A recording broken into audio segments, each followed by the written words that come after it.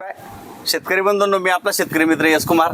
आज आपण कार्लावाडी या ठिकाणी सदाशिव शिंदे यांच्या शेतामध्ये आलेलो आहोत। हा भोकरदन तालुक्यातील प्लॉट आहे। या ठिकाणी मागच्या महिन्यामध्ये खूप काही पाऊस झाल्यानंतर पूर्ण शेतामध्ये पाणी साचल्यानंतर या ठिकाणी प्रचंड अशा आपण पाहू शकता की सड सुरू झाली आणि खूप मोठ्या प्रमाणात सड झाल्यानंतर यांनी वेगवेगळ्या औषधीची ट्रीटमेंट केल्यानंतर सुद्धा सड थांबेना। आपण यांना बादशाह नावाचं हे प्रोडक्ट दिलं। हे हर्बल प्लांट एक्स्ट्रॅक्ट आहे आणि याच्यामध्ये बायोस्टिम्युलंट सुद्धा आहे।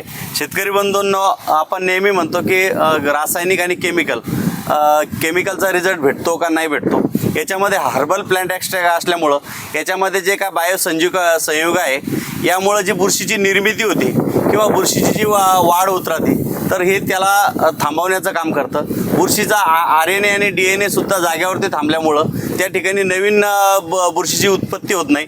बुरशीचे जे काय बीजाणू असेल यांचीसुद्धा वाढ जाग्यावरती थांबते।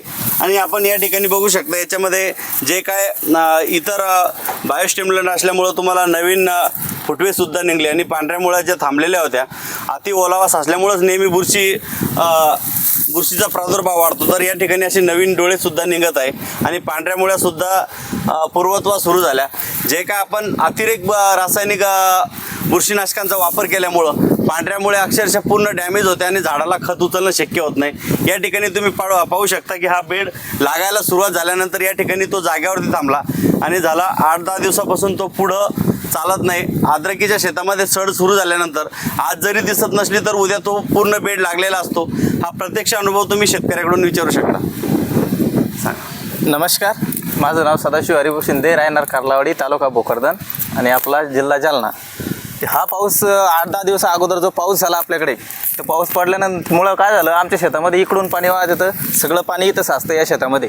पलीकडे जायला जागा नाही, पूर्ण हे बेड असे गच्च भरले होते आणि 2-3 दिवस थांबलो आम्ही। हे बेड लागून गेले, ते आमचे पिवळे पडले होते पूर्ण, म्हणजे असे जळून गेले होते याच्यासारखे, काहीच नव्हतं राहिलं इथं।